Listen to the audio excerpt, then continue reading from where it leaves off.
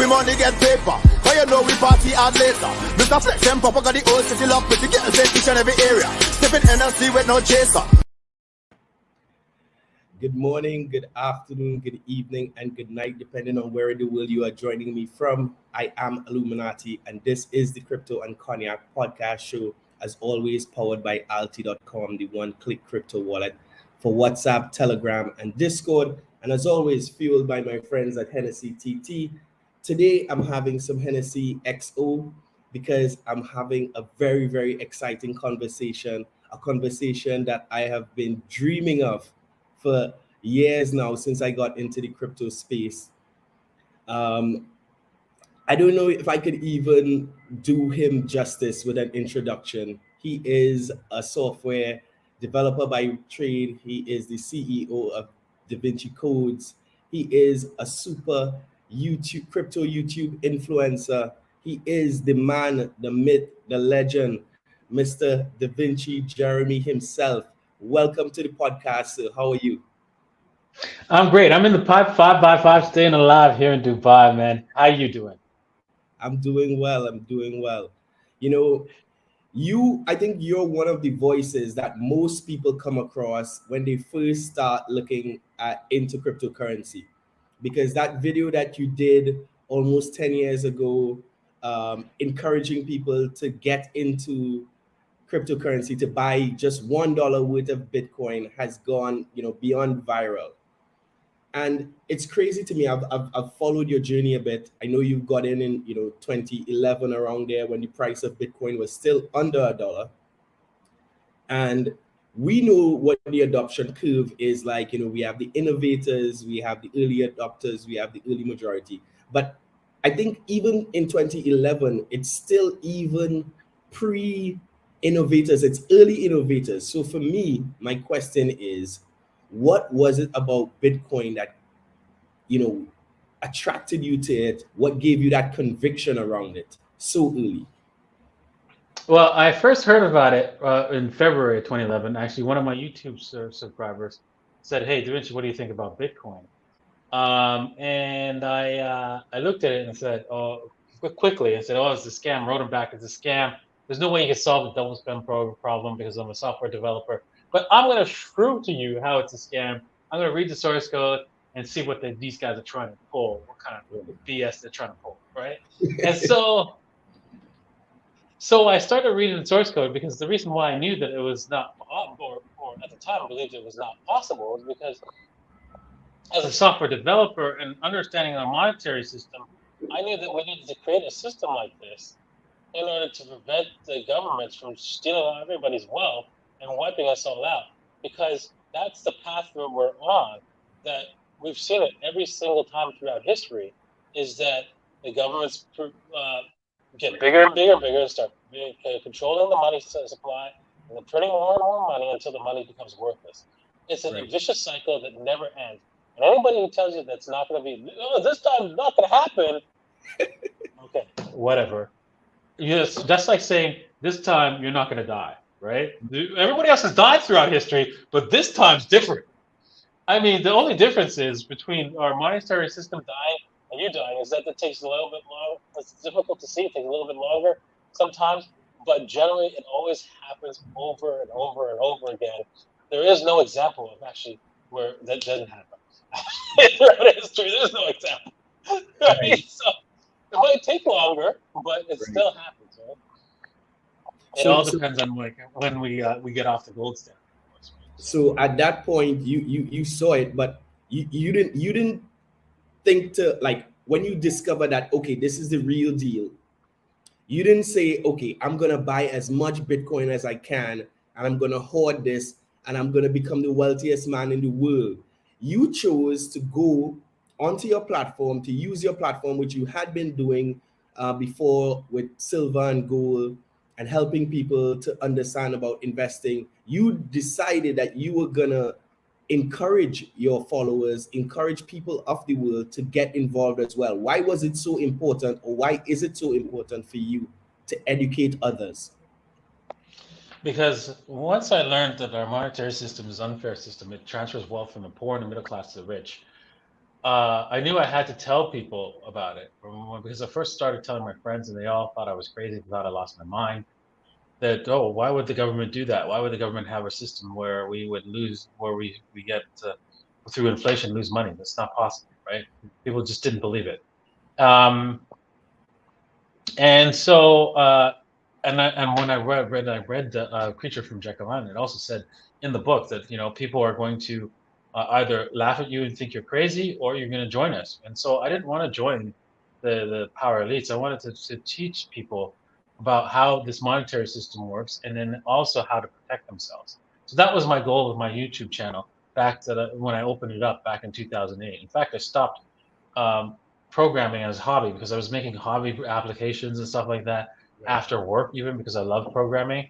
And I stopped that just to do YouTube videos and study uh, um, uh, uh, basically the monetary system and understand every aspect of the monetary system along the way.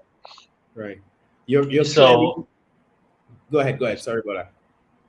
so yeah, I wanted to build the exact same thing, right? Once I understood the monetary system, and I found out I couldn't build it because that's just not possible. It was considered impossible. So once I saw Bitcoin, I realized that the impossible was now possible, and I knew that it was going to do well. Now, I didn't go all in, because you know what? You don't, in any investment, right? You never go all in on the investment, right? But now I'm pretty much all in. But at the time, not so much, right? Uh, but I knew that I had to allocate like the maximum, which was 5% Right.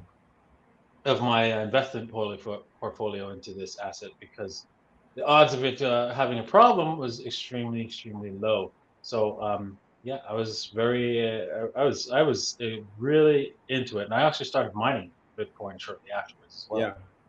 So okay, so in 2013, when that video was released, Bitcoin was about $130, $100 for one.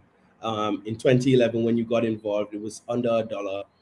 What are you now? Now, even since we've corrected back from all-time highs of 69,000, we are still 100 and maybe 180x from that point. What are your friends and family who once called you crazy? What are they saying now? Are they all invested now? Yes, they are. Took them a while. Actually, some of them, they all invested back to all the friends and family that except for my brothers. My brothers, I convinced them to do early, but unfortunately, they sold everything shortly after it went past $50, and it's like, what? This is going to be worth hundreds of dollars. Never came back to $50. It never Right. came back to it only came back to $55, but they sold like somewhere between $40 and $50. And so yeah, they were completely out by the time it went all the way to thousands of Oh my dollars, right? God, that must be painful. That must be extremely. I mean, you're here sitting in Dubai with Bitcoin at 20 something $1,000, down from its all-time high of 69,000. We know we're heading back to numbers that we can't even fathom. I think Bitcoin is going to be $1 million easily. Just simple demand and supply economics around it. But as you sit now, having journeyed for the last decade in this space, where do you see us going now? At what point do you think we'll get to the stage of the early majority, and some semblance of mass adoption? How far out do you think we're from there? Well, I think we're still probably another 10 years out, maybe, but I think it could happen fast if the US dollar starts to collapse, right? And the thing is, it could collapse anytime in the next 10 years, because right now it's a big mess. It looks like basically like uh, pretend that you're looking at a mountain and you see this big snowbank hanging over the village, right? Like this. And you're like, that doesn't look like stable. And you're like, obviously it's not stable, but which snowflake is going to cause the avalanche? Which person is going to scream, cause the avalanche? You don't know, right? But you know what you do know is that it will break. Yes. You just don't know when. It's And that's like where we're at. It's like that, as you were saying before. We know it's gonna happen, but it's just about when. Exactly, exactly. So it is at the point where it is a ridiculous, a ridiculous amount of snow has been built up, Right. and you can see it everywhere with so much money is in the system Yeah. everywhere. People Yeah. are buying like the houses, and prices of houses and everything have gone skyrocketing, and that's only because there's the amount of money that's in the system. So we're seeing runaway money printing. We're seeing runaway inflation, the likes that we've not seen for decades. We're not just seeing it in the US, we're seeing it across Europe. We're seeing um, it being exported to third world and developing nations, because so much of what is consumed by these nations comes out of the US, is traded against the US dollar. So how far reaching do you think that systematic fallout is going to be when that snowbank finally comes down? Well, usually you just have to look at history to see what happens. One, it impoverishes everybody that doesn't see this coming, and that's usually the majority of people, especially the people who don't understand Bitcoin. If you don't understand Bitcoin, you're probably in that camp that's going to get wiped out. Um, yes, there are the few people like Peter Schiff's that see that understand the point, what's going on, right? But they hate Bitcoin anyways. But majority of people are out there who are just trying to save it for retirement, right? Buy stocks, right? Bonds or whatever. They don't see what's about to happen to them, and it's coming. It's going to be the landscape is going to be scary. And what happens generally is that we get a dictator shortly afterwards. It's very bad. Right. As that promises the world, and it's very bad. And don't tell me that that's not possible, because look, we just voted in a pedophile.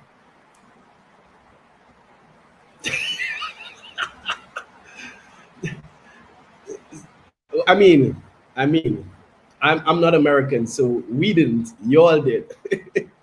I'm not American either. Okay. But yeah, I mean, it's crazy. I mean, and I think you touched on a point there that kind of references where we're at in the world in terms of the state of our leadership. Um, we're seeing governments across the world collapsing, people people resigning, governments resigning, and heads of heads of governments being forced to resign, as the case may be. And then we're seeing a lot of people who seem incompetent holding on to their position. So where should the average person be looking for leadership in these, I don't know that it's all time trying times yet, but we can see down the road, those of us looking at what is building up can see the fallout that's coming. What should the average person be doing in terms of looking for leadership?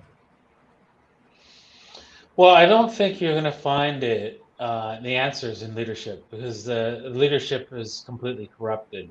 It doesn't matter if the most angelic person were to come into to power; they would actually be corrupted by the system. An example of that you can see if you just do a Google search on the video "rules for rulers," and you'll see why the system is the way it is. Why anybody coming into power will always be corrupted by that power, because the rules are clear. You can't make roads, you can't make laws on your own. You have a bunch of people underneath you, and those people are the keys to your kingdom. Right. And if they don't like what you're doing, right, they'll get you out one way or the other. So we see Bitcoin and its decentralized protocol being a key recipe to maybe alleviating some of those challenges, right? And I know you're a big Bitcoin supporter. Are there any other projects, any other protocols, any other blockchains that you are excited about in terms of what they can offer? Well, right now, the only ones that are really other than Bitcoin is Ethereum, right? And then the next one's maybe Binance Chain. But other than that, there is no new chain that could add more value that's that can actually supplant both Bitcoin and Ethereum, because they have everything they need in order to accomplish the task. You need. Right. I think we can use both Bitcoin and Ethereum as separate because Bitcoin is effectively money. There is nobody that you can point a gun at and make changes to the protocol or make changes completely against the core rules of Bitcoin, which is the 21 million, the transactions can't be reversed and so forth. That can't be done. But with Ethereum, it can be. It is possible. We've seen it happen before. So it is. It is. It's not as secure as Bitcoin is. Right. And so, but it's still a necessary product that we need to have in our financial world because one, we allow us to create contracts that we know that are going to execute, assuming that the government doesn't come and intervene significantly. They'd have to intervene very significantly in order to make it work, stop. But assuming they don't do that, those contracts are going to execute no matter what, and they're going to be complex contracts, right? That everybody could use to do whatever. For example, they're simple contracts.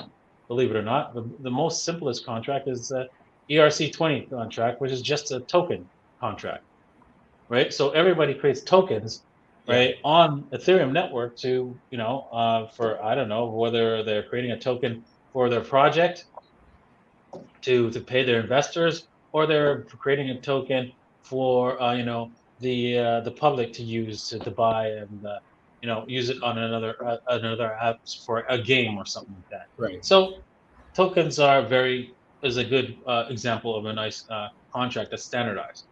But there's other contract types out there, a lot of complex ones such as Uniswap, right, allowing you to trade your tokens back and forth. So there's a lot of cool features, and because these tools are running decentralized, there's no way to stop them. Right.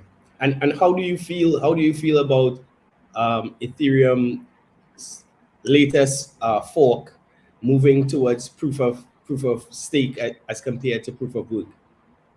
Well, there's no point in them running proof of work. The reason why is because they can change past transactions. So once you can change past transactions, why are you doing the proof of work? Right. Proof of work. Proof of work was designed in Bitcoin so that you can't change past transactions. Right. The immutability. Exactly. So if that's the case, then if you can change past transactions, what the heck are you doing on proof of work? Understood. You're wasting electricity. Yeah. So that's why they should be on proof of stake. But how do you feel about those critics who say that it now makes the network less decentralized and it allows those persons with the largest capital to take control of the network and hold it indefinitely? That's already the case, right? The government has the largest capital, so they've told Vitalik that he had to roll back the transactions, and he did. So back when the DAO failed, right? The DAO failed in around 2014. Was it 2015 actually? Or 2015 actually. And they had to roll back transactions. That's an example of a major failure. I knew that it was possible once I first read the white paper of Ethereum. I knew that, hey, well, you know what? Eventually, the government will be able to point a gun at this guy and roll this thing back by design, roll transactions back.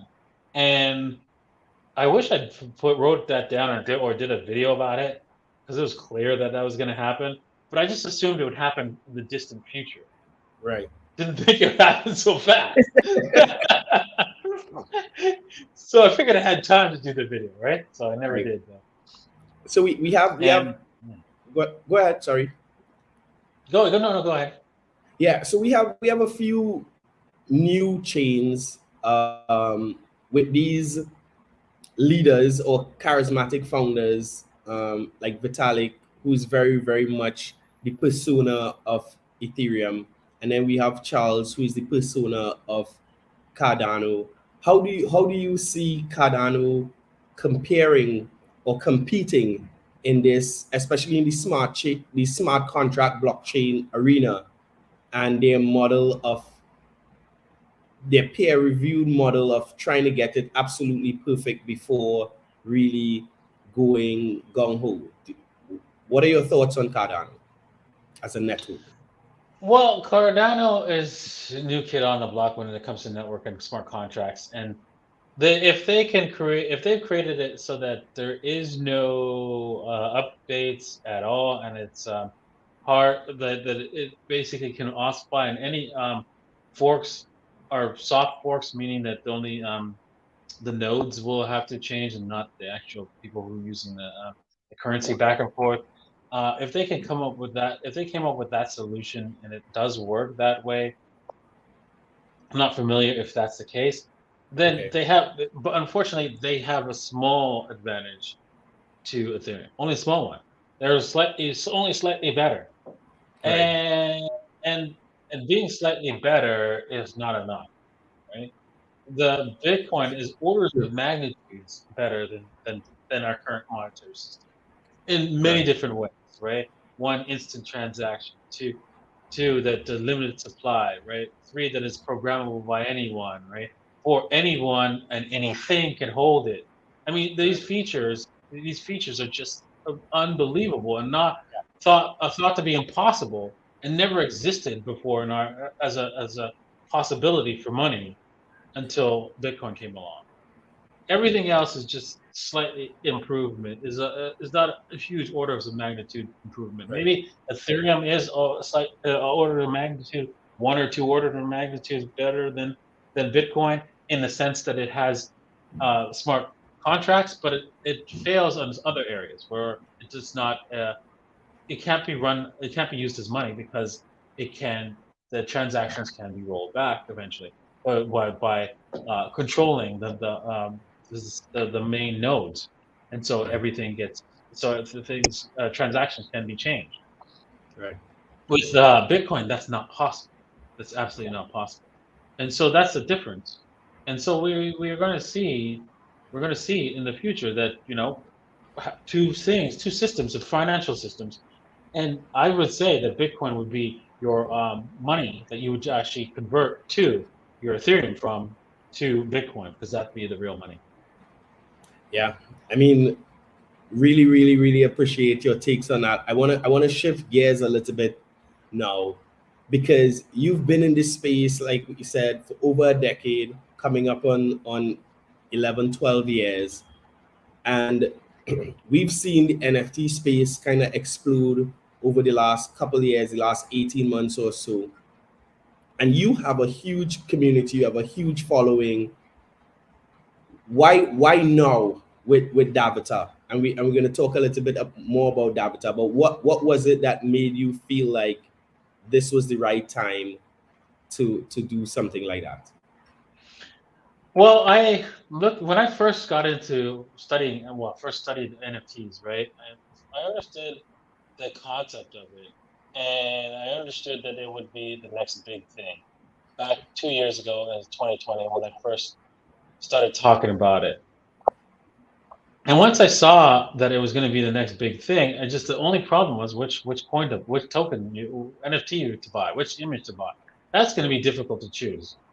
And so I knew that it was going to do well. So as for Davitar, well, Davitar is just basically an NFT for all of my real diehard fans because I have quite a few diehard fans, and they want to have access to asking me questions, right, meeting up with me, and so forth.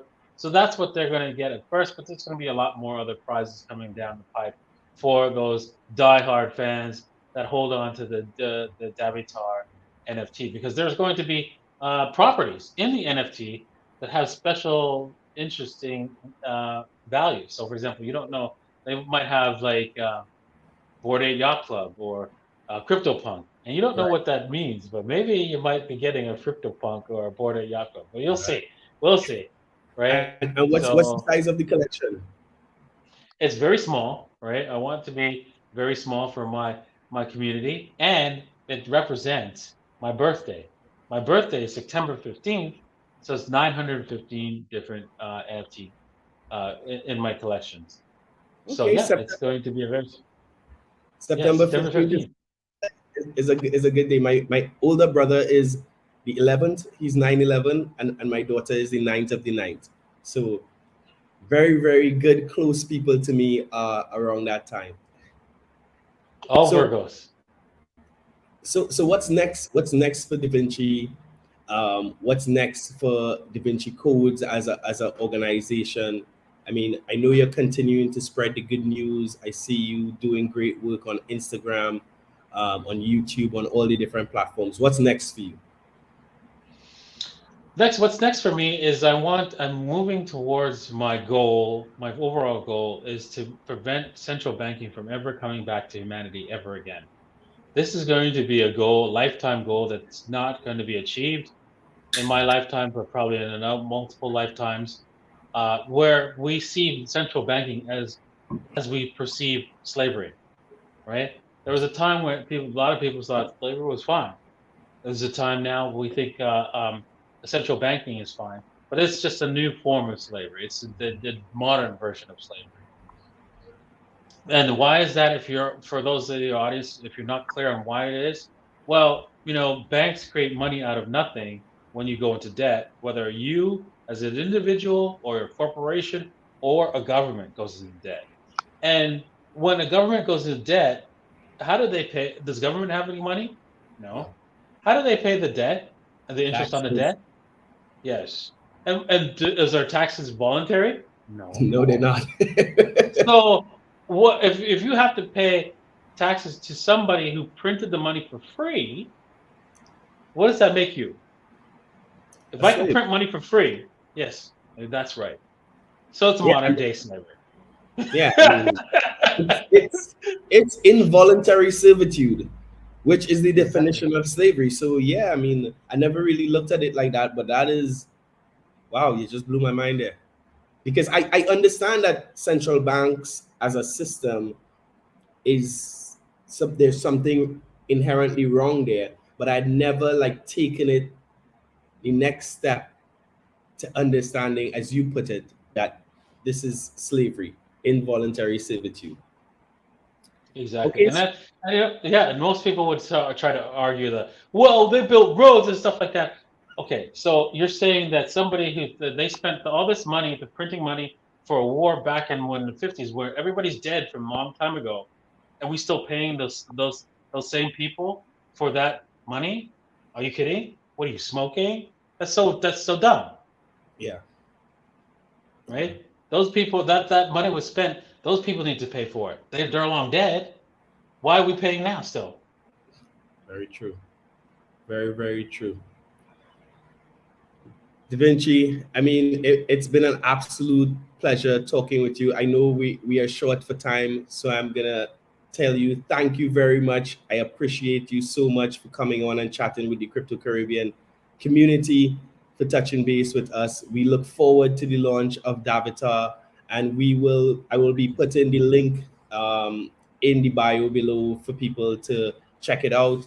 And if you are a true fan, if you are one of those people who's been supported Davinci since 2013, please check it out. Make sure to mint yours. I hope I get the I told you so original, because I'm going to be very much in line to mint these. Any last words, any last contribution you want to give before you head out? Just remember, right? Bitcoin is the real money. This is the asset that's going to do well. Yes, there will be other assets that outperform Bitcoin, but this one's the most safe. This is the blue chip stock. Yes, it will take some time for it to be worth millions of dollars, but it will be, and you will not regret holding this until that time it becomes fully money. You'll be like thanking me or thanking anybody, even you're thanking yourself, hopefully for actually holding on to bitcoins.